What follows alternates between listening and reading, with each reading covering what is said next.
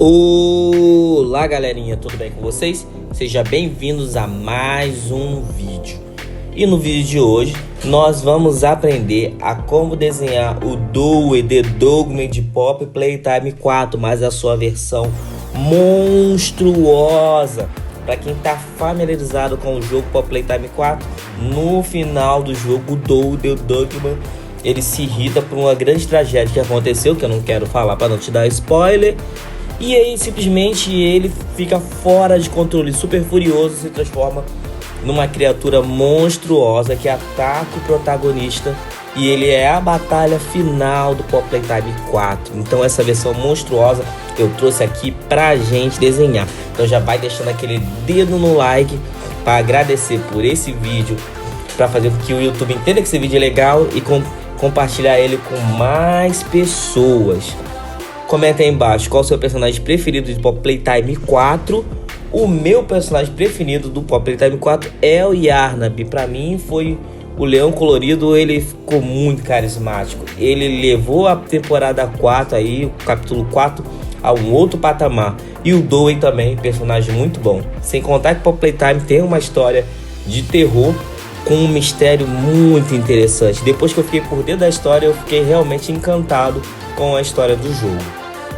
Comenta aí embaixo qual é o seu personagem preferido, compartilhem com seus amigos e, sem mais enrolação, pega o laço, pega a folha e bora desenhar. Se você é novo aqui e não sabe como funciona o canal, é bem simples, é só você voltar lá no começo e copiar nas linhas que eu estou fazendo no vídeo, passo a passo, traço por traço, linha por linha, que no final você vai conseguir fazer o mesmo desenho que eu, o Doey The Doughman monstruoso. Aí você dá o like para agradecer, compartilhe o vídeo com seus amigos e pode comentar aí embaixo se você quer algum tema específico aqui no canal. Pode ser que eu demore para trazer o tema, pode ser que não, mas no final eu sempre acabo trazendo o tema que vocês pedem. Muito obrigado pelo seu apoio, muito obrigado pelo seu like e bora desenhar.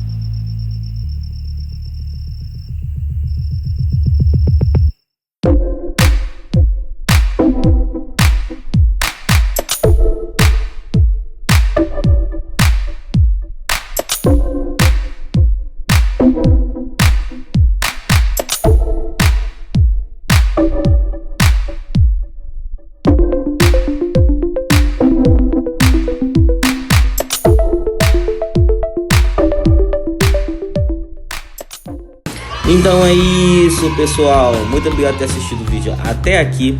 Comenta aí embaixo o que você achou do vídeo. Assista os outros vídeos que estão aparecendo pra você aí no card. Valeu, tchau, fui.